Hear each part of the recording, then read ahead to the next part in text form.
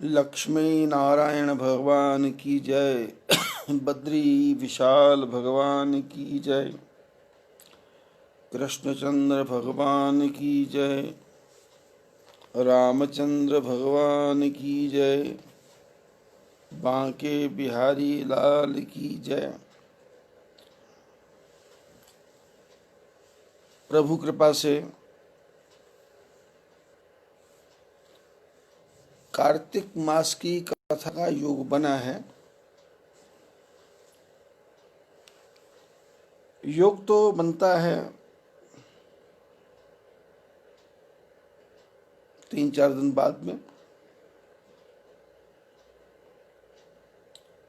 लेकिन वाणी में लिखा है सोई घड़ी सुलखनी जद रामचित आवे। बोले वही घड़ी अच्छी है जब भगवान का नाम चित्त में आ जाए।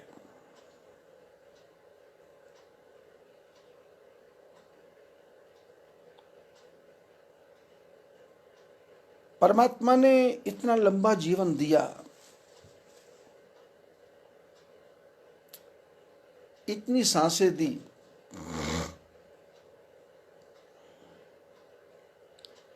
कि एक एक सांस की कितनी कीमत है इसका पता नहीं है।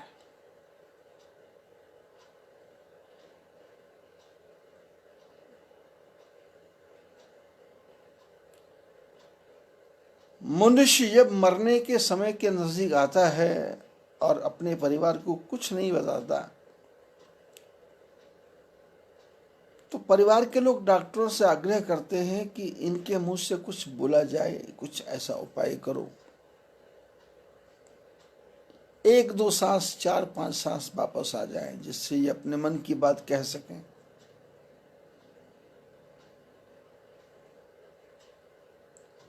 डॉक्टर वेंटिलेटर का प्रयोग करते हैं, इंजेक्शन का प्रयोग करते हैं, और शायद कोई बची खुची एक आध सांस हो तो वो आदमी बोलता है। परिवार वालों को संतोष होता है, परिवार वालों को आनंद होता है कि कुछ तो बोल के गए, अपने मन की तो निकाल के गए।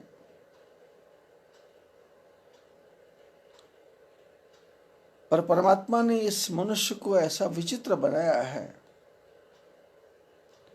कि इसकी पूरी जिंदगी निकल जाती है पर इसके मन की नहीं निकलती। मन की मन में ही रह जाती है, मन की मन में ही अटक जाती है, मन की मन में ही भटक जाती है। और ये ऐसा संसार सागर में फंसा हुआ है, ये दूसरे के मन की तो निकालना जानता है, दूसरे के पेट के पानी को हिला देता है, दूसरे से उगलवा देता है, पर अपना नहीं उगलता। और जिस दिन ये अपना उगल दे, अपना बोल दे, अपना बता दे, तो फिर जीवन की यात्रा पूरी हो जाएगी।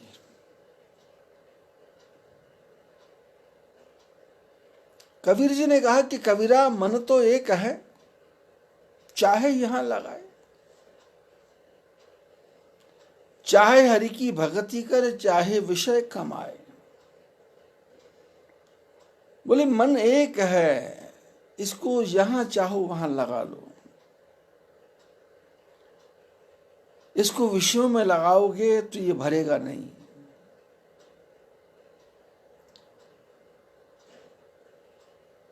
भरेगा तो नहीं पर थकेगा जरूर।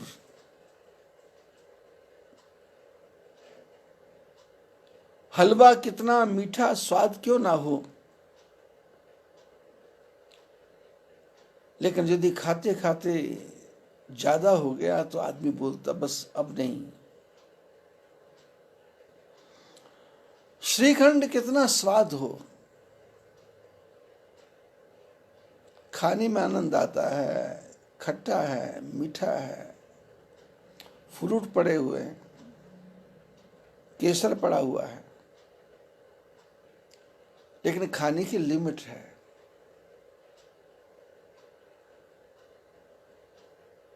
पेट भर जाता है, श्रीखंड अच्छा लगता नहीं।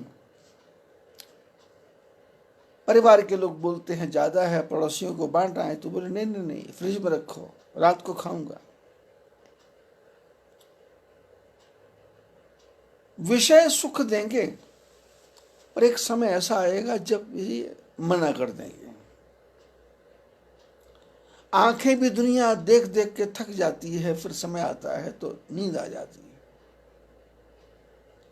कान भी सुन सुन के थक जाते हैं, फिर समय आता है कि अंदर की तरफ चला जाता है। आदमी कितनी मेहनत करेगा, हाथ पर कितना चलाएगा, थक जाएगा, चूर हो जाएगा।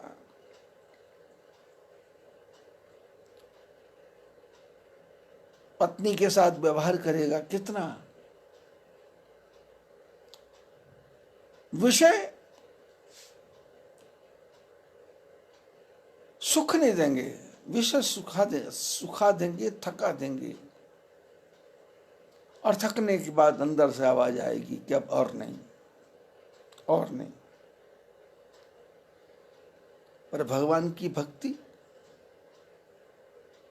भगवान की भक्ति तो ऐसी है, जितनी करते जाओ उतना ही कम है, जितनी करते जाओ उतना ही कम है। तो कबीर जी ने कहा, कबीरा मन तो एक है, चाहे यहां लगाए, चाहे हरि की भक्ति कर, चाहे विषय कमाए। संसार में महापुरुषों को लोगों ने विषयों के लिए याद नहीं किया। कितनी संतान थी, कितना मकान था, कितनी दुकान थी, कितनी संपत्ति थी। वो दादू हो, वो कबीर हो, वो पलटू हो, वो रैदास हो, वो जनाबाई हो, नामदेव हो, तुकाराम हो, ज्ञानदेव हो, नंदा नाई हो, सदना कसाई हो, और वैश्या हो, नानक हो, गोविंद सिंह हो, तुलसी हो, मीरा हो। इन सबको इसलिए किसी ने याद नहीं किया कि इनकी कितनी संतान थी, कितना मकान था। इन सबको हम इसलिए याद करते हैं कि इन्होंने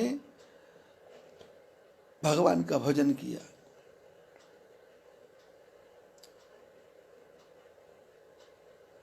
और भजन किया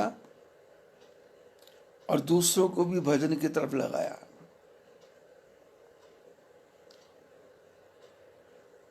मीरा के जीवन के बारे में एक छोटी सी कथा है।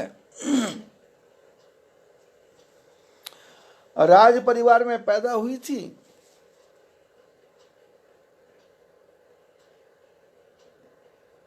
बचपन में विवाह हो गया।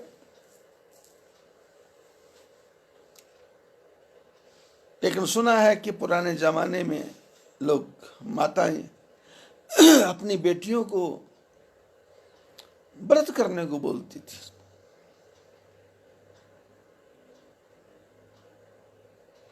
मेरे को एक बार झारखंड जाने का मौका मिला। जो अभी झारखंड है उसमें बिहार था। दुमका से आगे, मसानजोड़ से आगे एक रानी बहाल जगह, रानी बहाल। रानी बहाल में चौधरी ऑयल मिल, चौधरी राइस मिल, अग्रवाल परिवार। 1987 की बात है। मेरा कोई परिचय था नहीं। वो लोग 1986 में हरिद्वार कुंभ में आए थे। ऐसे उनका आग्रह हुआ कि कभी आप आओ तो आपको वैजनाथ धाम के दर्शन करवाएंगे, आपको तारा माता के दर्शन करवाएंगे, आपको मसानजोड़ बांध दिखाएंगे। तो मैं वहां गया। तो उनका एक बेटा दुमका में रहता था, एडवोकेट था, क्या अब भी होगा।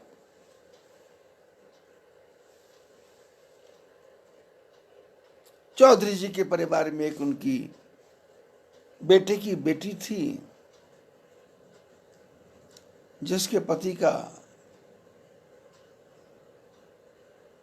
देहांत हो गया था छोटी उम्र में।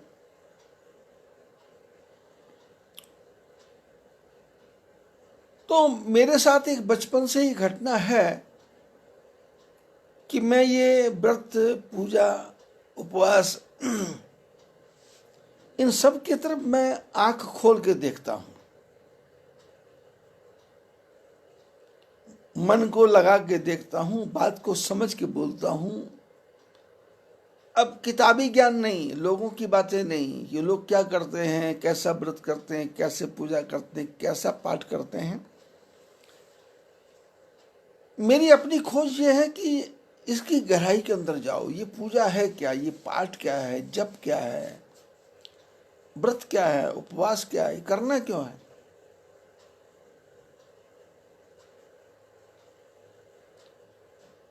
उस बिटिया के जो दादाजी थे, उनकी उम्र उस समय 86-87 साल की थी, तो ऐसे अकेले में बैठे हुए थे, तो बेटी आई हुई थी, रानी बहाल, रानी पोखरी।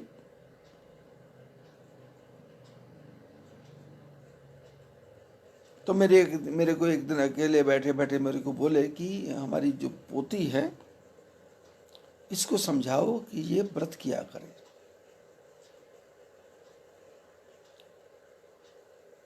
हफ्ते में 2 व्रत कर ले, एक सोमवार का कर ले, एक शनिवार का कर ले, या रविवार का कर ले। तो मैंने उनसे पूछा क्यों, व्रत क्यों करना। बोले अभी से जवान है, ज्यादा खाएगी तो इसका मन विषयों की तरफ भागेगा, और विषयों की तरफ भागेगा तो पथभ्रष्ट होने का खतरा है। एक बूढ़ा आदमी बोल रहा है, गलत रास्ते पे जा सकती है।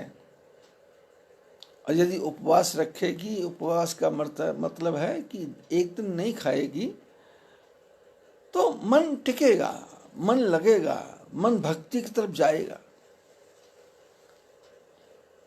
यदि खाएगी तो शरीर बढ़ेगा, मन भटकेगा, आत्मा परेशान रहेगी, और जीवन में गलत कदम भी उठाया जा सकता है।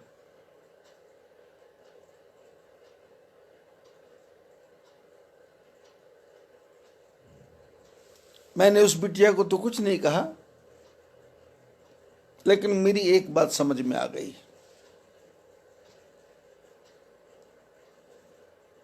कि जितना ज्यादा अन्न खाएंगे उतना ही मन चंचल हो जाएगा। और मन तो चंचल है ही। कृष्ण कह गए, राम कह गए, शंकर कह गए, हनुमान जी कह गए, जगतगुरु शंकराचार्य कह गए, बड़े बड़े ऋषि मुनि कह गए, चंचलम ही मना कृष्ण परमाथिनि बलभद्रम तस्याहम निग्रहम मन्ये वायुरिव सुदुष्करम। आंख को बंद किया जा सकता है, कान को ना सुने ऐसा किया जा सकता है, कान में कुछ लगा लो, ढक्कन लगा लो, पैरों को बांध लो, हाथों को दबा लो, लेकिन मन को कहां दबाओगे। ये तो छूट जाएगा, 1 सेकंड में पहुंच जाएगा अमेरिका, 1 सेकंड में पहुंच जाएगा कश्मीर, 1 सेकंड में पहुंच जाएगा वैष्णो देवी, 1 सेकंड में पहुंच जाएगा तिरुपति बालाजी, 1 सेकंड में पहुंच जाएगा बिटिया के पास। 1 सेकंड में, सेकंड भी नहीं लगेगा, सोचा और पहुंचा, सोचा और पहुंचा। और यहां जहां पहुंचता है वहां वहां आपके विचार घूमने लग जाते हैं।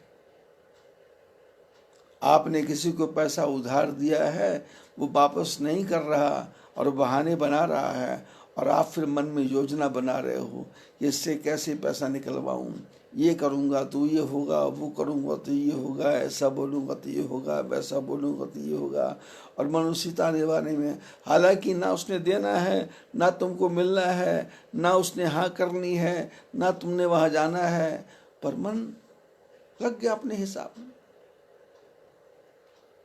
बहू ने कोई बात बोल दी सास को कि आपको तो बात करने की अकल ही नहीं है, बस मन अटक गया, मेरे को अकल नहीं है, इसके घर वाले को मैंने पैदा किया,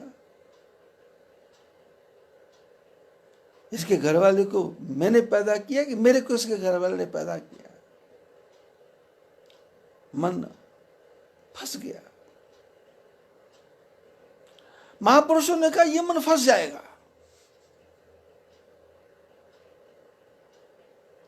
दरवाजे की लकड़ी टूट गई, उसमें मन फंस जाएगा, कीड़ा लगा होगा, किसी ने धक्का मारा होगा, पूरा दरवाजा गिरेगा तो क्या होगा, थोड़ा दरवाजा गिरेगा तो क्या होगा, इसको बनाने में कितना खर्च आएगा, किसको बुलाएं किसको ना बुलाएं, किसको कहें, रात को खुला रहेगा तो क्या होगा, चोर आ जाएंगे तो क्या होगा, मेरा दरवाजा तोड़ देंगे तो क्या होगा। फंस गया मन। आप बिस्तर पे लेटे हैं और आपको ध्यान रहा नहीं कि मेन गेट का दरवाजा बंद किया या नहीं किया, और अचानक आ गया मन में, और आपको नींद कहाँ, आप उठे और नीचे गए दरवाजे तक, और वहां जाके देखा तो दरवाजा बंद था, लेकिन मन ने कहा नहीं किया बंद। परिवार में लोग रहते हैं, बच्चे दरवाजा खोल के रात को बाहर जाते हैं, बहू खोल के जाती है, और घर के जो बुजुर्ग हैं वो रात को 4-4 बार उठ के देखते हैं कि कुंडी बंद है या नहीं है, दरवाजा बंद है या नहीं है, क्योंकि मन भटक गया। तो महापुरुषों ने कहा ये भटक रहा है मन, इसको तुम अटका दो।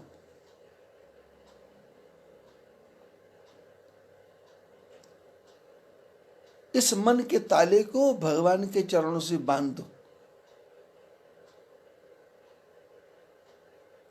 और चाबी ठाकुर जी को सौंप दो। कबीरा मन तो एक है, चाहे यहां लगाए, चाहे हरि की भक्ति कर। जब हरि की भक्ति करेंगे तो क्या याद आएगा, रंती देव की कथा याद आएगी, दुर्वासा के चरित्र याद आएंगे, अम्बरीश की बातें याद आएंगी, किस किस ऋषि ने कितनी कितनी तपस्या की, कितनी कितनी साधना की, कौन कौन से महापुरुष कहाँ कहाँ गए।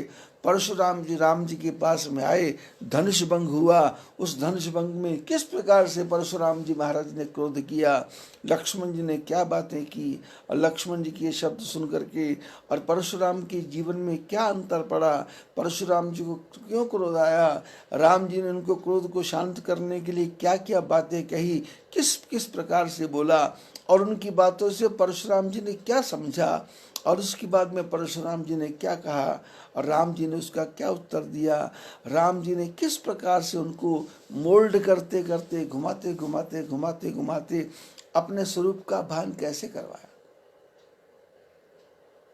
यदि राघवेंद्र सरकार चाहते तो जैसे ही भृगुपति आए थे, परशुराम जी आए थे, तो आते ही भगवान अपना रूप दिखा देते परशुराम जी को कि मैं, आप अंशावतार हैं, मैं मर्यादा पुरुषोत्तम पूर्ण अवतार हूं, बता देते। लेकिन नहीं, जीवन में जब तक प्रैक्टिकल नहीं होगा सामने वाला समझेगा नहीं। सामने वाले को समझाने के लिए प्रैक्टिकल करके दिखाना है। राम जी ने धनुष भंग किया, प्रैक्टिकल। लक्ष्मण जी ने पुराने धनुषों को तोड़ने की चर्चा की, प्रैक्टिकल। परशुराम जी परशु को देख रहे हैं, मार दूंगा, काट दूंगा, काल का रूप हूं, क्षत्रियों को मारा, प्रैक्टिकल। लक्ष्मण जी उसका उत्तर देते हैं, प्रैक्टिकल।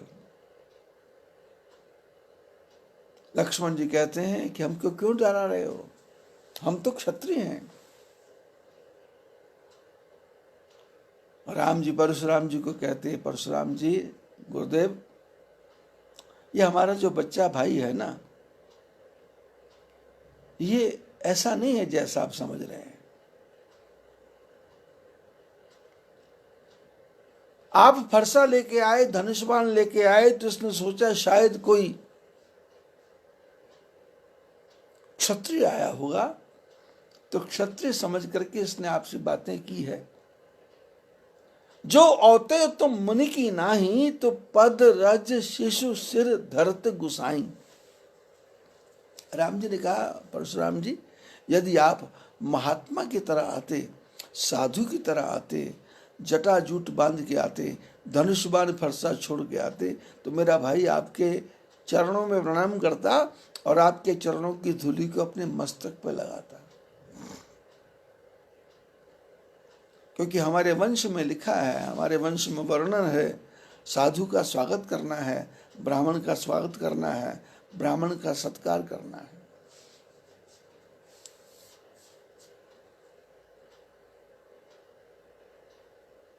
यदि इसने कोई गलती की है तो आपके फरसे को देख के, धनुष को देख के, राम जी ने लक्ष्मण से पूछा कि तुम ये बाबा जी से भिड़ क्यों रहे हो? बोले भिड़ नहीं रहा, लड़ नहीं रहा। तो फिर क्यों, ऐसा क्यों कर रहे? बोले मैं इसलिए कर रहा हूँ कि मैंने सोचा कि इतने बड़े राजा लोग आए हैं, तो ये बाबा जी कोई शस्त्र बेचने वाले हैं, ये फरसा भी लिया है, धनुष भी लिया है, बाण भी लिया है, इसलिए शायद कोई शस्त्र का व्यापारी आया है, इसलिए शस्त्र का व्यापारी समझ के मैं इनसे बात कर रहा हूं।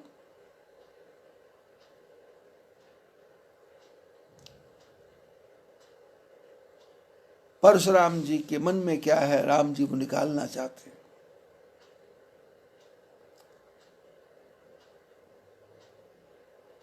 अपनी चर्चा चल रही थी, थोड़ा सा पॉइंट घूम गया। मीरा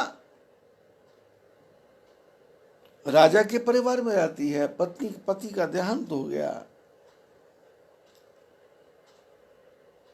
जो भाई है वो राणा है बड़े राजमहल का। लेकिन इसने कहा अब क्या करूं? तो फिर संतों ने कहा तपस्या करो, व्रत करो, उपवास करो, कम खाओ, ज्यादा भगवान का भजन करो। लेकिन कोई रास्ता दिखाई देता नहीं है। मीरा ने अंत में गोस्वामी तुलसीदास जी महाराज को एक पत्र लिखा।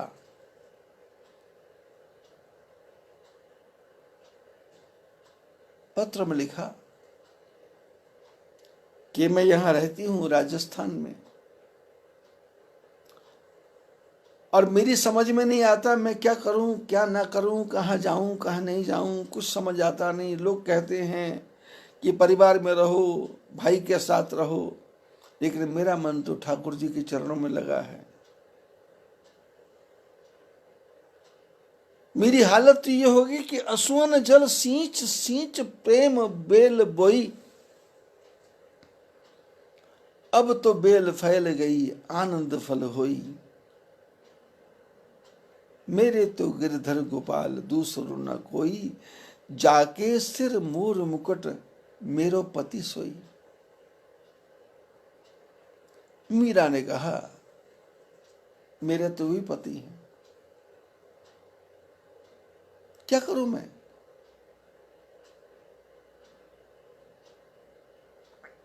वृंदावन में एक रूप गोस्वामी जी महाराज रहा करते थे। मीरा यहां भी संतों का नाम सुनती, महापुरुषों का नाम सुनती, पहुंच जाती, क्योंकि सुना था संतन के संग लागरे तेरी अच्छी बनेगी। संतों का संग, संतन संग बड़भागी पाइए, साध की सेवा नाम त्याइए। वाणी में लिखा है संतों का संग बहुत बड़े भाग्य हो तो संतों का संग मिलता है, महापुरुषों का संग मिलता है।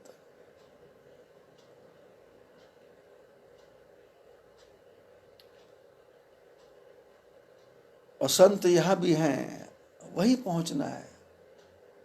संत के पीछे लगना नहीं, संत की बातों को सुनना है। हम क्या संत के पीछे लग जाते हैं और संत के पीछे लग करके अपनी बुराइयां संत के अंदर भर देते हैं।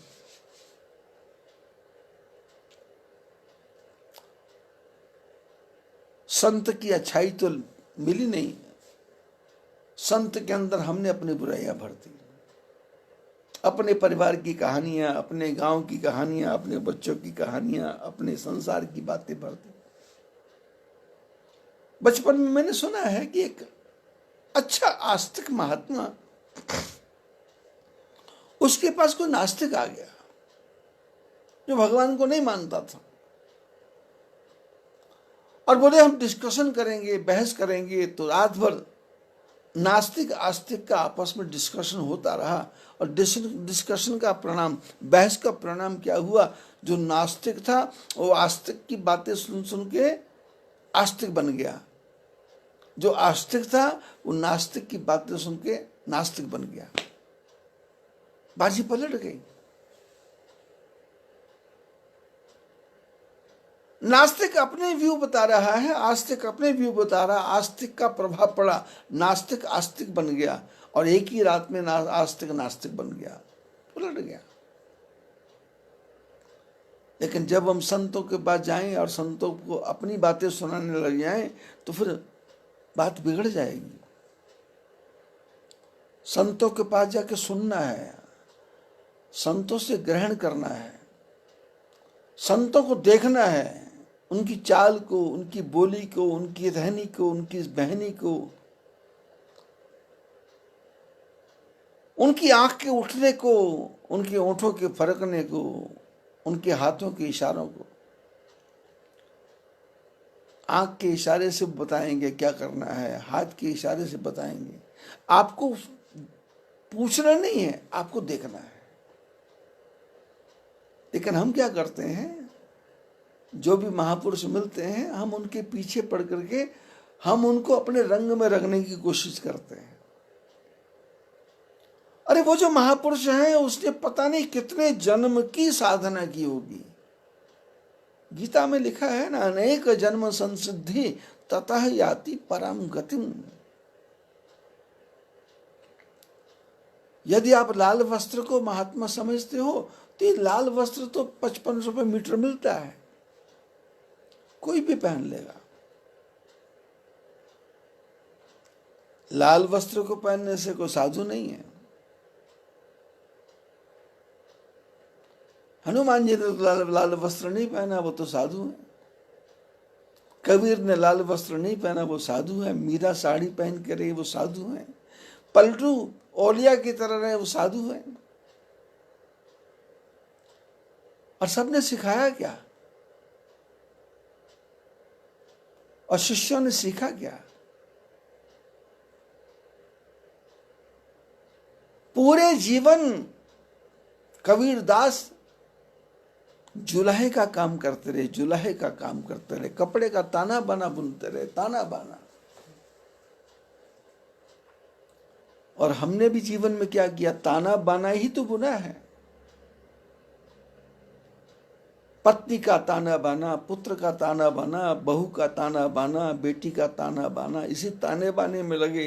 इसको इसमें जोड़ेंगे तो ये होगा, इसको इसमें जोड़ेंगे तो ये होगा, इसको इससे मिलाएंगे तो ये होगा, इसके कुंडली को जोड़ेंगे तो ये होगा, इसका मंगल ठीक होगा तो ये होगा, इसका शनि ठीक होगा तो ये होगा, इसका राहु ठीक होगा तो ये होगा, इसका केतु ठीक होगा तो ये होगा, इसका सोम बिगड़ गया, इसका मन बिगड़ गया, इसकी आत्मा बिगड़ गई। ये ताना बाने तो है। कबीर ने राम नाम का ताना बाना बुना। कबीर ने धागों को धागे में जोड़ा और धागे से कपड़ा बनाया, और कपड़ा बनाते बनाते उन कपड़े में सब में राम राम भरा। श्री राम जय राम, जय जय राम, श्री राम जय राम, जय जय। बिना पढ़े लिखे ऐसे ऐसे शब्द बोल दिए, आज वो पत्थर के शिलालेख बन गए। शिष्यों ने कहा कबीरदास जी से कि आप ये कपड़ा बुनना बंद कर दो, कपड़ा बेचना बंद कर दो। उन्होंने कहा ये कपड़ा ही तो है जिसने मेरे को सिखाया कि ताना बाना कैसा करना है। ये ताने बाने में राम राम को जोड़ो, राम राम राम राम, ताने बाने को जोड़ो।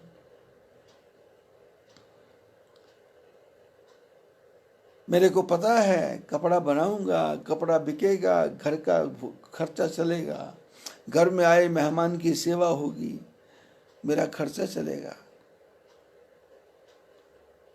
लोगों ने कहा दुनिया आपके सेवक है, वो आपको लाखों लाखों रुपया दे सकती है, चांदी के सिक्के, सोने के सिक्के आपको मिल सकते हैं, राजा आपको क्या नहीं दे सकता।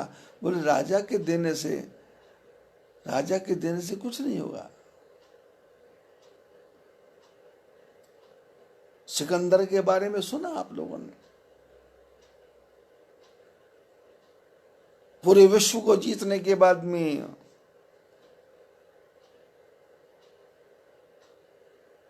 अंत में उसके मन में आया कि मैं वापस जाऊंगा तो कुछ बात ऐसी करके जाऊं कि दुनिया में नाम अमर हो जाए। तो भारत में था, तो भारत से पूछा, अपने गुरु से सिकंदर पूछ के आया था कि मैं भारत जा रहा हूं तो क्या लाऊं।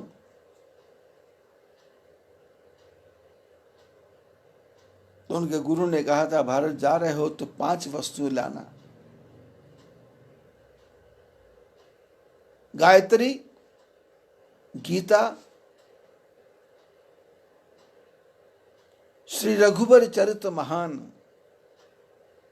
गंगा जल, ज्ञानी गुरु, चित्र श्याम भगवान। ये वस्तुएं लेके आना भारत से, गायत्री, गीता, गोरज, श्री रघुवर चरित महान, गंगा जल, ज्ञानी गुरु, चित्र श्याम भगवान। 7 वस्तुएं लेके आना।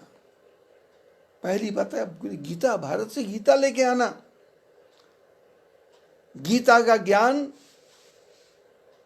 सबसे बड़ा ज्ञान। और दूसरा गायत्री मंत्र लेके आना भारत से, और गऊ के पैर की मिट्टी लेके आना, गोरज। और चौथी वस्तु लाना श्री रघुवर चरित महान, रामचरित्र मानस लेके आना। और भारत जाओगे तो गंगा जल, गंगा का जल ले आना। और ज्ञानी गुरु, किसी ज्ञानी गुरु को पकड़ना। और चित्र श्याम भगवान, श्याम भगवान का चित्र लेके आना। ये 7 वस्तुएं सिकंदर के गुरु ने मंगवाई थी। तुम भारत जा रहे हो, सब वस्तुएं इकट्ठी हो गई, पर ज्ञानी गुरु कहाँ।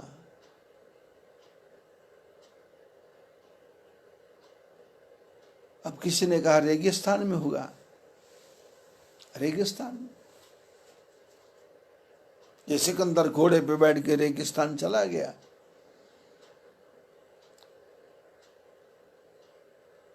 ऊंचे ऊंचे रेत के पहाड़ हैं, रास्ता कहीं दिखाई देता नहीं। घोड़े पे बैठे, ऊंट पे बैठे, पता नहीं किस प्रकार जा रहा है।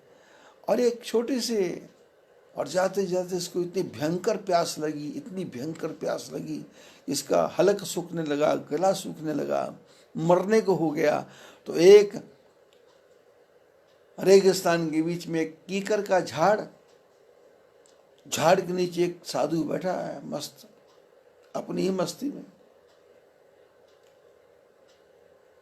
और सिकंदर वहां पहुंचा, अपने ऊंट से या घोड़े से नीचे उतरा, प्यासा था।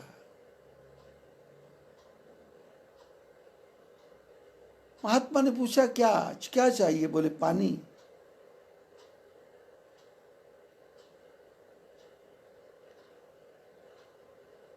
पानी क्यों चाहिए? बोले पानी नहीं मिलेगा तो मैं मर जाऊंगा, पानी नहीं मिलेगा तो मैं मर जाऊंगा। बोले पानी, तुम हो कौन? इसने कहा महात्मा आप नहीं जानते, मैं सिकंदर महान, पूरे विश्व को जीतने वाला।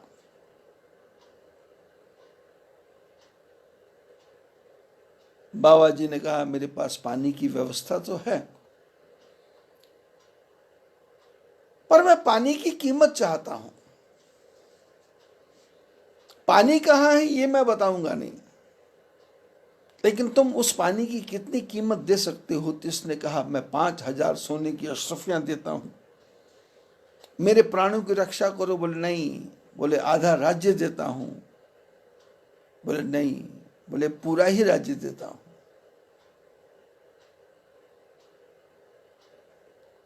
महात्मा जी ने कहा, एक कटोरे पानी की कीमत पूरा राज्य।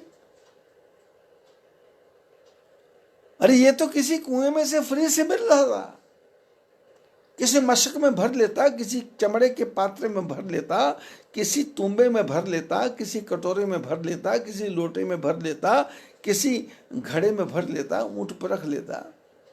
ये तेरा ऊंट 15-15 दिन तक बिना पानी के रहता है, और तू एक दिन बिना पानी के रहा, तेरा गला सूखने लग गया, और तू कहता मैं विश्व विजयी सिकंदर।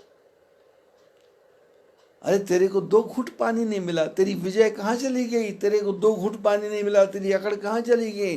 तेरे को 2 घूंट पानी नहीं मिला, तेरी शरीर की शक्ति कहाँ चली गई? तेरे को 2 घूंट पानी नहीं मिला, तू भिखारी की तरह मेरे सामने रो रहा है, प्रार्थना कर रहा है कि पानी पिला दो, पानी पिला दो, पानी पिला दो। पानी तो मिलेगा, मेरे को राज्य नहीं चाहिए। सिकंदर ने कहा, क्यों?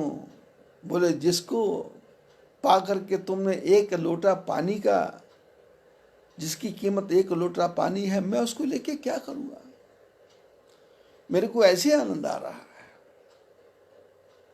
सिकंदर को पानी दिया, सिकंदर ने पानी पिया। पानी पीने के बाद बोले, मैं आपकी क्या सेवा करूं?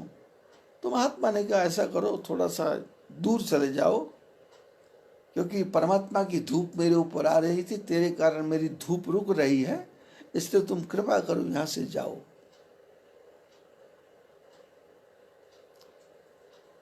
जीवन के साधन जितने मर्जी इकट्ठे कर लो, लेकिन आपको एक पानी की बूंद तड़पा देगी। जीवन के जितने साधन इकट्ठे कर लो, रोटी के 2 टुकड़े के लिए आपको भिखारी बनना पड़ जाएगा। जीवन के जितने साधन इकट्ठे कर लो, सांस लेने में तकलीफ होगी तो वैद्य के पास भाग के जाना पड़ेगा।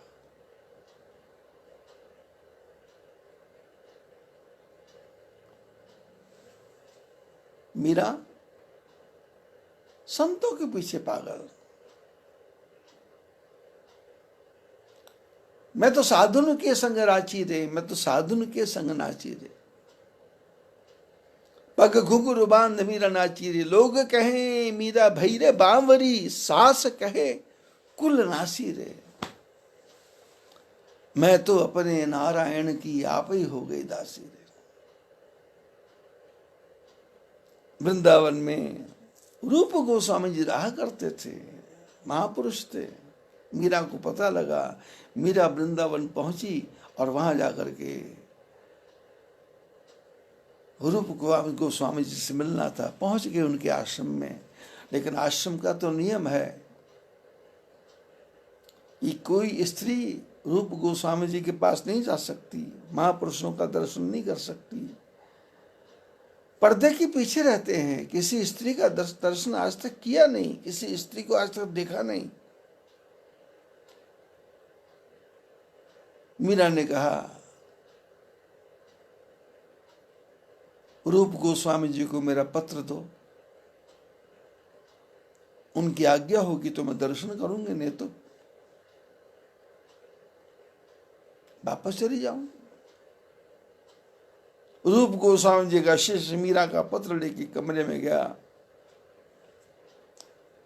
और जाके बोला, महाराज कोई महिला राजस्थान से आई है, अपना नाम मीरा बताती है और आपका दर्शन करना चाहती है।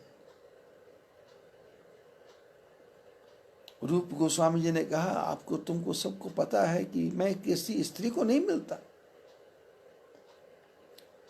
मैं किसी स्त्री का दर्शन करना चाहता नहीं, क्योंकि शास्त्र में लिखा है कि ब्रह्मचारी लकड़ी की स्त्री का दर्शन भी करेगा तो उसका मन भटक सकता है। स्त्री के चित्र को देखना भी पाप है, लकड़ी की स्त्री को देखना भी पाप है, चलती फिरती स्त्री को देखना तो महा अपराध है, और मैं ये अपराध कर सकता नहीं। शिष्य ने प्रश्न किया, आप ऐसा क्यों कर रहे हो? बोले, ऐसा कर रहा हूं कि बोले स्त्री ने आपको पैदा किया। बोले, पैदा किया ये ठीक है, लेकिन दोबारा फिर मैं माँ के गर्भ में न जाऊं, स्त्री के गर्भ में न जाऊं, इसलिए मेरी इच्छा है कि मैं किसी को मिलूंगा नहीं। तो बोले कोई बात नहीं, ये पत्र उस महिला ने दिया है, आप पढ़ लें। रूप गोस्वामी जी ने पत्र पढ़ा और पत्र में लिखा था कि मैं कृष्ण के चरणों की दासी हूं। महापुरुषों का साथ किया है और महापुरुषों का साथ करते करते मेरे को पता चला कि इस पुरुष में, इस संसार में सारे जीव आत्मा हैं और इन सब में एक परमात्मा ही परमात्मा है। आत्मा स्त्री रूप है, परमात्मा पुरुष रूप है। और मैं उस परम पिता परमात्मा, जो परम पति है, परम पिता है, परम प्यारा है, परम प्रियतम है, उस कृष्ण की खोज में हूं। मेरी आत्मा उनको मिलने के लिए तड़प रही है। मैं तो वृंदावन में आई थी कि कृष्ण ही संसार के पति हैं, पुरुष हैं, लेकिन मेरे को पता लगा कि आप भी पुरुष हैं। यदि आप भी पुरुष हैं तो भी मैं आपका दर्शन करना चाहती हूं, और यदि आप भी आत्मा हैं और कृष्ण के प्यासे हैं तो फिर मेरे से मिलने में परहेज क्या, मेरे से मिलने में विरोध क्या, मेरे से मिलने में मनाही क्या। यदि आप पुरुष हैं तो भी मैं देखना चाहती हूं कि कृष्ण से बढ़ के पुरुष कौन, और यदि आप आत्मा हैं तो फिर आपकी आत्मा, मैं भी आत्मा, तो हम दोनों मिलेंगे, तो किस बात का भेद है। रूप गोस्वामी जी ने पत्र फेंका, आंखों में आंसू भर के दरवाजे को खोलते खोलते बाहर आ गए और मीरा के चरणों में, मीरा ने रूप गोस्वामी जी के चरणों में प्रणाम किया। रूप गोस्वामी जी ने मीरा ने कहा, क्या करते हो? बोले नहीं, मेरे को आज गुरु मिला, मेरे को आज संत मिले, मेरे को आज महापुरुष मिले, तुमने मेरी आंख खोल दी। मैं अपने को पुरुष मान के बैठा हुआ था, पर मैं पुरुष नहीं हूं, मैं तो स्त्री हूं। यदि आप किसी गुरुद्वारे में जाएंगे तो वहां पर आपको सिर पे कपड़ा रख के जाना पड़ेगा। क्यों? गुरु महाराज ने कहा कि गुरुद्वारे में हमारा प्रियतम बैठा है, गुरुद्वारे में हमारा पति बैठा है, गुरुद्वारे में हमारा खसम बैठा है, गुरुद्वारे में हमारा बड़ा बैठा है, इसलिए उसकी इज्जत के लिए हमको सिर पे कपड़ा रखना चाहिए।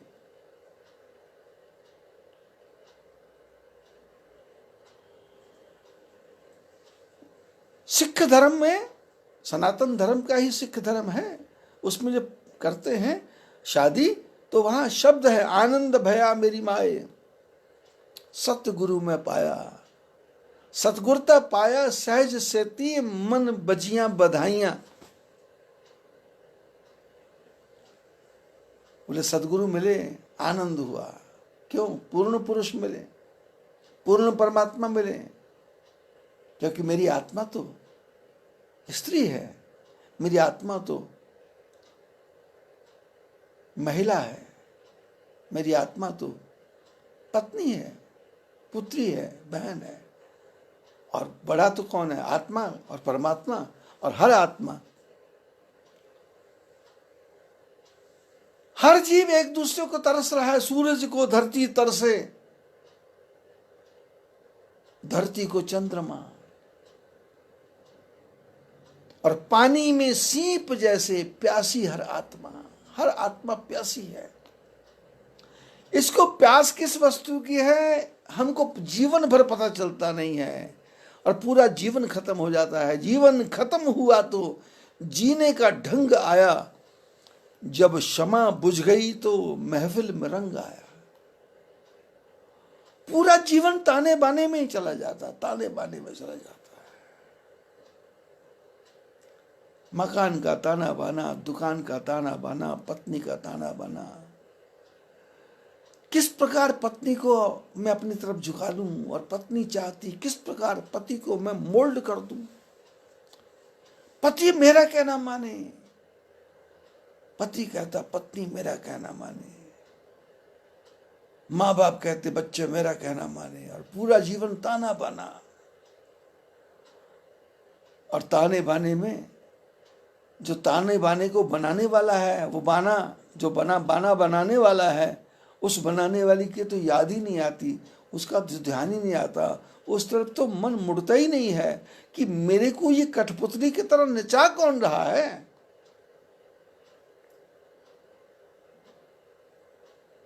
ये मेरे मन को प्रेरणा कौन दे रहा है, ये मेरे मन को इतने गहरे समुद्र में कौन फेंक रहा है, ये मेरे मन को स्त्री के वश में कौन कर रहा है, मेरे मन को पुरुष के वश में कौन कर रहा है, मेरे मन को मकान बनाने की प्रेरणा कौन दे रहा है, ये मेरे मन को ये सब काम करने के लिए कहाँ कहाँ मेरे को घुमा रहा है, कौन घुमा रहा है, वो सूत्रधान कौन है जो मेरे को कठपुतली की तरह नचा रहा है, और मैं नाच नाच के अपने आप भी खुश हो रहा हूँ, अपने आप भी खुश हो रही हूँ। कभी मालिक बन जाता हूँ, कभी नौकर बन जाता हूँ, कभी दास बन जाता हूँ, कभी सेवक बन जाता हूँ, कभी स्वीपर बन जाता हूँ, कभी धोने वाला बन जाता हूँ, कभी नहाने वाला बन जाता हूँ, कभी सफाई वाला बन जाता हूँ, कभी मैनेजर बन जाता हूँ, कभी एजेंट बन जाता हूँ, कभी ज्ञान देने वाला बन जाता हूँ, कभी दृष्टा बन जाता हूँ, कभी दृश्य बन जाता हूँ। मैं तो बनता जा रहा हूँ।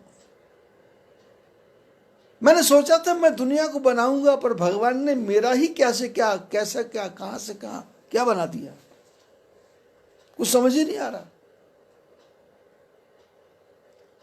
पूरा जीवन इसी कोशिश में बीत गया कि पति को बस में करना है।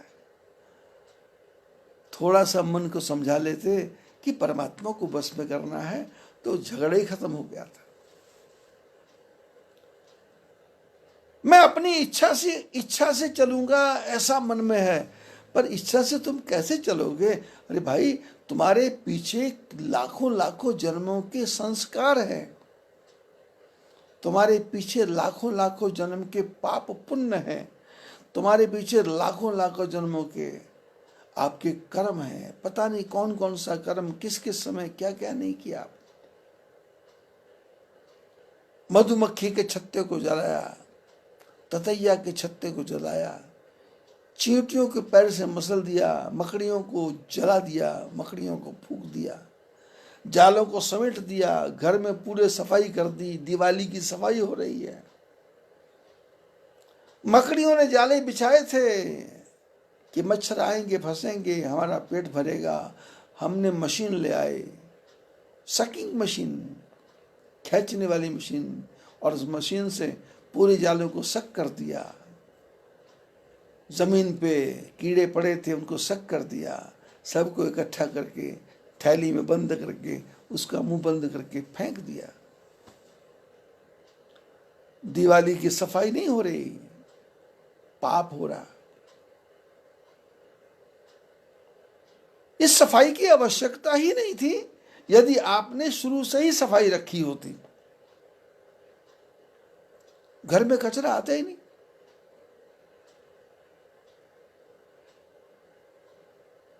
आदमी के अंदर वहम है कि मक्खियां होंगी तो बीमारी फैलेगी, मच्छर हो गया तो बीमारी फैलेगी, हाथी आएगा तो मार देगा, शेर आएगा तो मार देगा, चीता आएगा तो मार देगा, भालू आएगा तो मार देगा, सांप आएगा तो मार देगा, मकड़ी आएगी तो शरीर पे घूम जाएगी तो छाले पड़ जाएंगे, मकोड़ा आएगा तो काट देगा, बिच्छू आएगा तो काट देगा।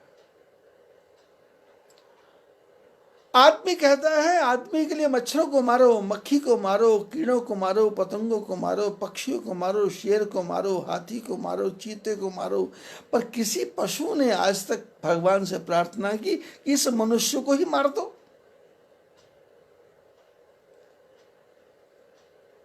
एक छोटा सा मच्छर कभी भगवान से प्रार्थना करता नहीं है कि ये आदमी मर जाए। वो कहता है जो जिंदा रहेगा तो इसका खून पीऊंगा तो मेरा जीवन चलेगा। एक मक्खी कहती है कि यदि जिएगा तो ये आटा बनाएगा, गुड़ लाएगा, मैं उसके ऊपर मंडराऊंगी, ये आदमी रहेगा। पर परमात्मा ने तुम्हारे आदमी की आवश्यकता है क्या है? भगवान की धरती कितनी विशाल है, फूल अपने आप ही निकल रहे हैं, तुम्हारे को पैदा करने की आवश्यकता नहीं। पेड़ों में फल अपने आप ही लग रहे हैं, तुम्हारे को करने की आवश्यकता नहीं। तुम्हारे खून की क्या आवश्यकता है? मधुमक्खियों को, मच्छरों को, सबको मिल रहा है। गिद्ध पक्षी को खाने को बहुत मिल रहा है। इस धरती में से मनुष्य को ही खत्म कर दें तो सारा झंझट ही खत्म हो जाए। कोरोना वायरस को मारने की जरूरत क्या है? आदमी को ही खत्म करो। पर नहीं, ये परमात्मा की सृष्टि है। इस सृष्टि में जितना अधिकार पुरुष को रहने का है, उतना ही अधिकार एक मक्खी मच्छर को रहने का भी है। पर हम अपने जीवन में कर क्या रहे हैं? पाप ही पाप, पाप ही पाप। हरदम तू तैयार है पाप कमाने के लिए। अरे कुछ तो समय निकाल हरि गुण गाने के लिए। सिकंदर से उसके गुरु ने कहा था, गंगा जल ज्ञानी गुरु। भारत में क्या मिलेंगे? ज्ञानी गुरु मिलेंगे। ज्ञानी गुरु को सुनना है, ज्ञानी गुरु को समझना है, ज्ञानी गुरु को बताना नहीं है। हम बताने लग जाते हैं। क्या बताने लगते हैं? बेटे की समस्या, बेटी की समस्या, मकान की समस्या, दुकान की समस्या। अरे एक चिड़िया पेड़ के ऊपर हर साल नया मकान बना लेती है। एक उड़ने वाली चिड़िया मिट्टी का घर आपके मकान के बीच में कहीं भी बना लेती है। एक चूहा जमीन के अंदर कहीं भी खड्डा खोद के मकान बना लेता है और नए से नया मकान बनाता है। और हम मनुष्य एक मकान बनाने के लिए पूरा जीवन खप जाता है, पर मकान नहीं बनता। हम ही मूर्ख बन जाते हैं। और हम मकान बनाते हैं, संतान पैदा करते हैं, और संतान कहती है मेरा हिस्सा, मेरा हिस्सा, मेरा हिस्सा, मेरा हिस्सा। एक मकान बाप ने बनाया, 10 कमरे बनाए और 7 बच्चे हैं, 7 कमरों में 7 ताले लगा देते हैं। ये कमरा मेरा, ये कमरा ही मेरा, ये कमरा मेरा, ये कमरा मेरा। और जिस बाप ने बताया उसको रहने के लिए कोना मिला हुआ है, वो दरवाजे पे पड़ा हुआ है, कुत्तों को भगा रहा है, फ्री का चौकीदार मिला हुआ। मीरा ने गोस्वामी तुलसीदास जी को पत्र लिखा, मैं कृष्ण की बावरी, नारायण की बावरी। गोस्वामी जी ने पत्र का जवाब दिया, मीरा के प्रिय न राम वैदेही, तजिय ताहि कोटि बैरी सम, यद्यपि परम स्नेही। पिता तजियो प्रहलाद विभीषण, बंधु भरत महतारी। बलि गुरु तजियो कंत ब्रज बन बनतन, भय मुद मंगलकारी। गोस्वामी जी ने पत्र लिखा, मीरा जिसके भगवान प्रेमी नहीं है, जिसका भगवान के प्रति प्रेम नहीं है, उसको करोड़ों बैरियों के समान छोड़ दो। तजिए ताहि कोटि बैरी सम, यद्यपि परम स्नेही, यद्यपि बहुत ही प्यारा है, उसके बिना तुम्हारा काम चलता नहीं है, छोड़ दो उसको। जाके प्रिय न राम वैदेही, तजिए ताहि कोटि बैरी सम, यद्यपि परम स्नेही। तो उदाहरण दिया। किसी ने छोड़ा क्या? बोले हाँ, पिता तजियो प्रहलाद, प्रहलाद ने पिता को छोड़ दिया।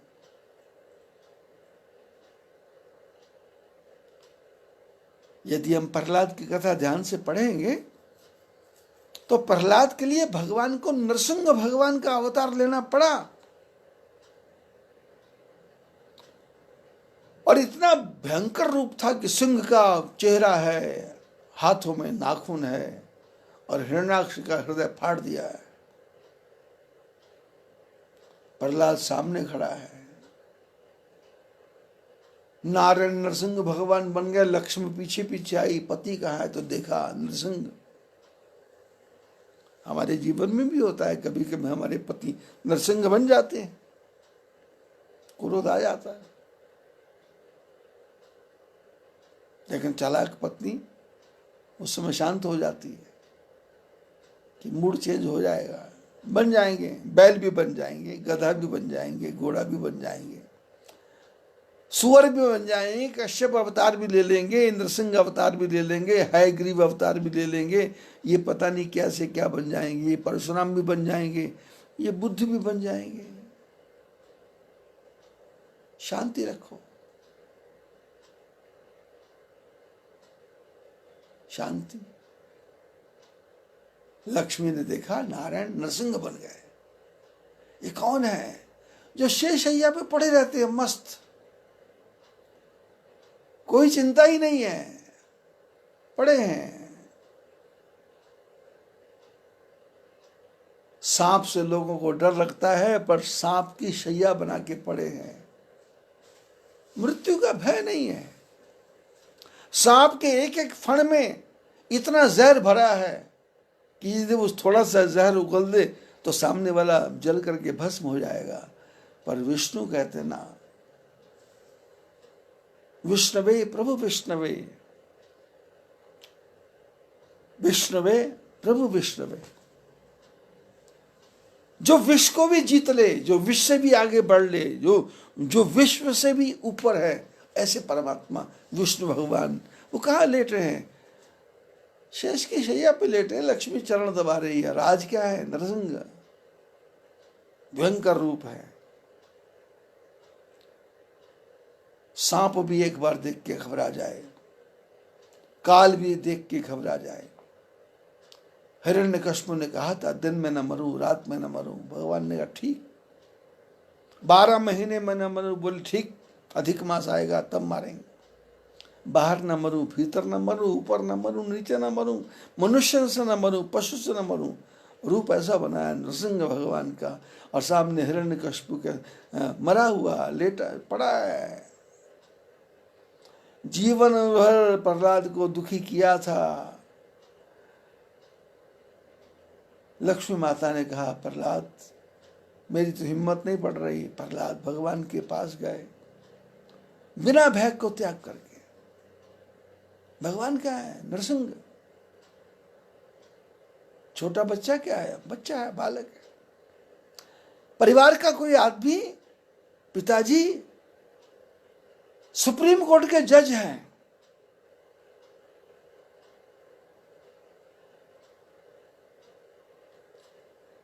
वहां पर कुर्सी पे बैठते हैं, अपराधी खड़े हो जाते हैं, पुलिस वाले खड़े हो जाते हैं, वकील खड़े हो जाते हैं।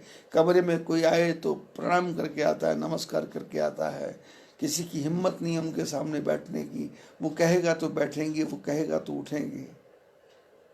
उसकी हाथ की कलम में ताकत है, फांसी की सजा दे दे, उम्र कैद की सजा दे दे, 100 कोड़े मारने की सजा दे दे, जेल के अंदर जिंदगी भर के लिए ठोक दे।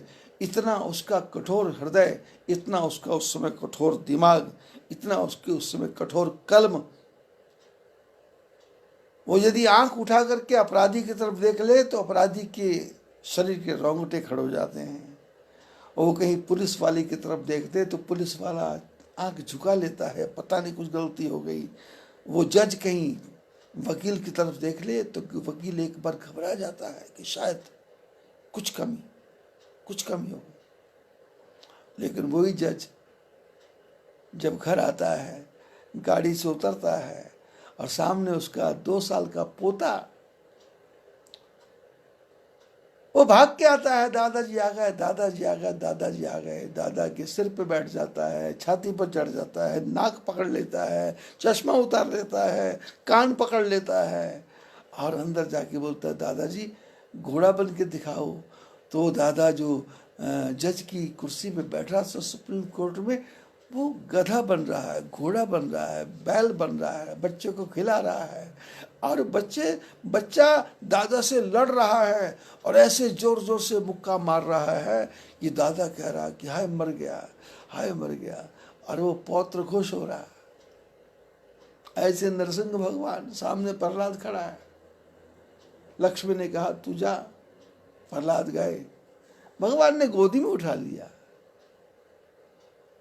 हिरण्यकश्यप के ऊपर बिठा लिया, नीचे पिताजी मरे पड़े हैं। प्रहलाद ने भगवान की स्तुति की। भगवान ने कहा मैं प्रसन्न हूं, मांग क्या मांगना है? तो प्रहलाद ने कहा बस इतना ही मांगता हूं कि मेरे पिताजी के सारे अपराधों को क्षमा कर दो, सारे अपराधों को क्षमा कर दो, इनको मोक्ष दे दो।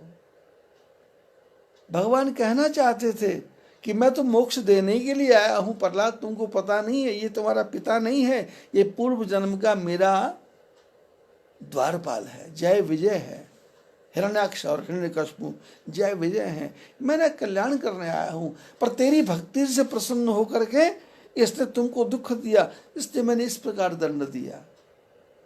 मेरा ये स्वरूप नहीं है। पिता तजियो प्रहलाद, पिता ने प्रहलाद को छोड़ा, लेकिन छोड़ने के बाद भी अपने पिता की मंगल की कामना की। अर्थ क्या है कि संसार को छोड़ना है, पर संसार का अमंगल हो जाए ऐसा विचार नहीं करना।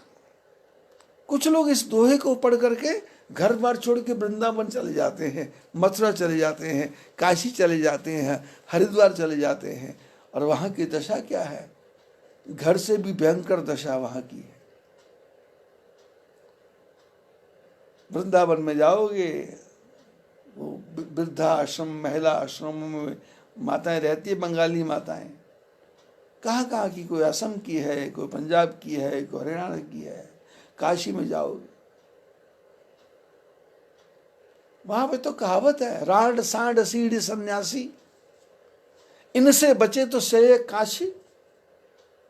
बोले काशी का सेवन करना है तो 4 से बच जाओ, राड सांड सीढ़ी सन्यासी।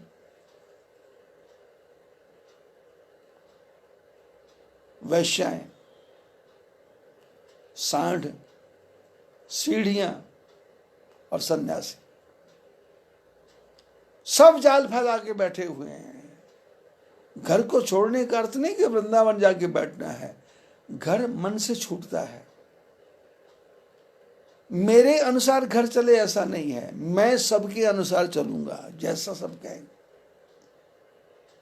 मैं ऐसी वाणी बोलूंगा ही नहीं कि किसी को कष्ट हो, मैं ऐसे शब्द बोलूंगा ही नहीं कि किसी को परेशानी हो, मैं ऐसे शब्द करूंगा ही नहीं, और मैं ऐसी इच्छा करूंगा ही नहीं कि मेरी इच्छा से किसी को बिना मतलब दुख हो, कष्ट हो, परेशानी हो।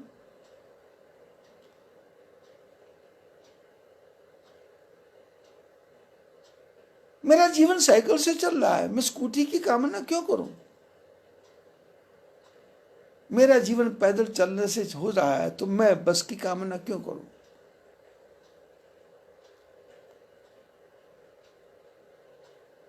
घर छोड़ने का अर्थ नहीं कि पति को हे दृष्टि से देखो। आपने अग्नि का फेरा लेकर के उसको अपना पति माना है। अब संसार में सब माना माना ही तो है, संसार में सब माना माना ही है। आपके जीवन में पति पत्नी के बाद में आपके पेट में कितने बच्चे आए और कितने मर गए? जो मर गए उनकी गिनती आप कब कर रहे हो? क्या पता आपके पेट में कितने बच्चे आए थे, कितने मरे थे? 2 महीने से ऊपर का हुआ तो आपको पता है, लेकिन 1 ही महीने का चला गया, 15 दिन का चला गया, उनको तुमने अपना माना क्या? और उनको मान के कभी याद किया क्या? उनके बारे में कभी चर्चा की क्या? कभी किसी बात की क्या कि मेरे 5 बेटे नहीं, मेरे तो 27 बेटे होने चाहिए थे, 22 मेरे पेट में मर गए? कभी याद किया क्या? उनको तो माना नहीं। अब ये सामने जो 5 हैं ये भी तुम्हारे नहीं हैं, ये जो 5 हैं, ये 5 भी तुम्हारे पूर्व जन्म के दुश्मन हैं और मित्र हैं। कोई कर्जा देने आया है, कोई कर्जा लेने आया है, कोई कर्जा चुकाने आया है, कोई कर्जा फंसाने आया है, कोई तुम्हारे को तिल तिल मारने के लिए आया है, कोई तुमको तिल तिल जिलाने के लिए आया है, कोई तुम्हारे से सेवा करवाने के लिए आया है, कोई तुम्हारी सेवा करने आया है। ये तुम्हारा नहीं है, मान लिया तुमने, ये 5 बच्चे तुम्हारे। गोस्वामी जी ने मीरा को पत्र लिखा, जाके प्रिय न राम वैदेही तजिय ताही कोटि बैरी सम, यद्यपि परम स्नेही पिता तजियो प्रहलाद विभीषण बंधु। विभीषण ने रावण को छोड़ दिया, भरत महतारी, भरत ने मां को छोड़ दिया, बलि गुरु तजियो, बलि ने गुरु का त्याग दिया, कंत ब्रज बनितन, वृंदावन की गोपियों ने अपने पतियों का त्याग दिया, भय मुद मंगलकारी, मंगलकारी हो गया, जाके प्रिय राम वैदेही। ये पत्र का उत्तर आया। इसकी व्याख्या क्या क्या है? बहुत लंबी चौड़ी व्याख्या है, समय के अनुसार बताएंगे, क्योंकि अभी तो कार्तिक मास शुरू हुआ है। शुरू भी कहाँ हुआ है, त्रयोदशी हो गई, द्वादशी, अभी 3 दिन बाकी है। अभी तो 33 दिन कथा चलनी है, और 33 दिन में यही चलेगा, जाके प्रिय राम वैदेही तजिय ताहि कोटि बैरी सम, यद्यपि परम स्नेही।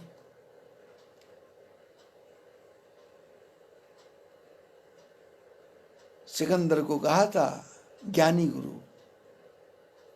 अब हमको भी ज्ञानी गुरु ढूंढना है, और यदि ज्ञानी गुरु मिल जाए तो ज्ञानी गुरु के पीछे नहीं पड़ना, ज्ञानी गुरु की बात समझ करके अपने जीवन को सुधारना है। पति के जीवन को नहीं, पत्नी के जीवन को नहीं, बच्चों के जीवन को नहीं, उनके ठाकुर जी रक्षा करने वाले हैं, उनको रास्ता अपने आप मिलता चला जाएगा। तुम कहाँ थे, क्या थे, किधर के थे, तुम्हारे बाप कहाँ के थे, तुम्हारे दादा कहाँ के थे, तुम्हारे परदादा कहाँ के थे, मैं कहाँ का था, मेरा परिवार कहाँ का था, मेरे दादा परदादा कहाँ के थे, और मैं आज कहाँ हूँ। इन सब के ऊपर जब विचार करेंगे तो हमको लगेगा कि कोई अलग ही शक्ति है, अलग ही ताकत है। मेरे जीवन में तो हर क्षण घटना घटती है ना। मैंने कुंभ मेला हरिद्वार लगाया, मैंने कुंभ मेला प्रयागराज लगाया, मैंने दूसरा कुंभ मेला प्रयाग लगाया, तीसरा हरिद्वार लगाया, चौथा हरिद्वार लगाया, 5 6 कुंभ लगा दिए। और 10 साल पहले मैंने मन में सोच लिया था कि अब कुंभ नहीं लगाना, अब कुंभ नहीं लगाना, अब तो ऐसा कुंभ लगाना है कि बद्रीनाथ के रास्ते में आश्रम बनाना है, यहाँ पर 12 महीने कुंभ लगेगा, 12 महीने कुंभ लगेगा, 12 महीने कुंभ लगेगा। और हरिद्वार में कुंभ लगाएंगे, लोगों को लेटर लिखना पड़ेगा। प्रयागराज में कुंभ लगाएंगे, लोगों को निमंत्रण भेजना पड़ेगा। पर ऐसी जगह जाके कुंभ लगाऊंगा, यह लेटर लिखना नहीं पड़ेगा, वहाँ यात्री स्वयं ही आएंगे और आकर के रुकेंगे, और रुक करके मेरे जीवन के साथ जुड़ेंगे, और जीवन में ऐसा जुड़ेंगे कि उसमें से कोई विनोद कुमार जी सिंगल जैसा निकल आएगा, कोई सुरेश कुमार राठौड़ जैसा निकल आएगा राजस्थान से, कोई भगवान दास शर्मा गुवाहाटी से निकल आएगा, कोई नामग्याल निकल आएगा कोहिमा से, कोई बर्मा से आ जाएगा, कोई भूटान से आ जाएगा, और फिर यहाँ आकर के एक रात मेरे पास रुकेंगे और जीवन भर के लिए मित्र बन जाएंगे। और ऐसे मित्र बनेंगे कि जैसे हम जन्मों जन्मों के बिछड़े हुए थे, जन्मों जन्मों के, और मन में उमंग उनके हैं कि मैं जो कार्य कर रहा हूँ वो आगे बढ़े, और उसको आगे बढ़ाने के लिए वो लोग सलाह देते हैं।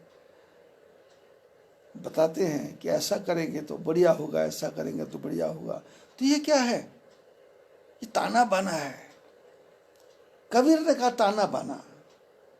अब ताना बाना संसार में बुनेंगे तो कष्ट के सिवाय कुछ मिलेगा नहीं, और ताना बाना ठाकुर जी के साथ बुनेंगे तो आनंद के सिवाय कुछ नहीं बने मिलेगा। आनंद आनंद है। अब तो बेल फैल गई, अब तो बेल ऐसी फैल गई, ये आनंद की बेल है, ऐसी फैल गई। चेन्नई, गुजरात, मध्य प्रदेश, राजस्थान, बिहार, बंगाल, उड़ीसा। पाणिग्रही जी उड़ीसा में रहते हैं, हर महीने 1000 रुपये भेज रहे हैं। रमेश चंद्र राणा तापी में रहते हैं, हर महीने 150 रुपये भेज रहे हैं। प्रमोद विडालकर रायपुर छत्तीसगढ़ में रहते हैं, 1100 रुपये हर महीने भेज रहे हैं। और कृष्णलाल जी कालिया नंगल में रहते हैं, कृष्णलाल जी कालिया नंगल में रहते हैं। कभी 2100, कभी 2200, कभी 5100 भेज रहे हैं। और वालिया जी नंगल में रहते हैं, आलू वालिया जी, उनकी 3 बेटियां, उनकी धर्मपत्नी। जब भी फोन करो 11,000 रुपये उनकी तरफ से पहुंच जाता है। क्यों? वो कहते हैं ये हमारा जो ताना बाना है, इसको ठाकुर जी के चरणों में इनका ताना बाना बुन दो, ताना बाना बुन दो। और मैं ताना बाना बुनने में लगा हूं, मेरे को भी आनंद आ रहा है, उन सबको भी आनंद आ रहा है। ऐसे में किस किस का नाम लूं? बस आप सबसे एक ही प्रार्थना कि पति सुधरे ऐसा नहीं, पत्नी सुधरे ऐसा नहीं, बच्चे सुधरे ऐसा नहीं, मैं स्वयं ही सुधरूंगा। जिस दिन ये भावना आगे मन में, उस दिन तजिए ताही कोटि बैरी सम यद्यपि परम स्नेही। राम जी ने परशुराम जी को ठीक करने के लिए इस प्रकार की एक कला का प्रयोग किया कि अंत में परशुराम जी 9 बार जय जय जय जय करके परशुराम जी जंगल की तरफ प्रस्थान करते हैं। बोलिए बद्री विशाल भगवान की जय।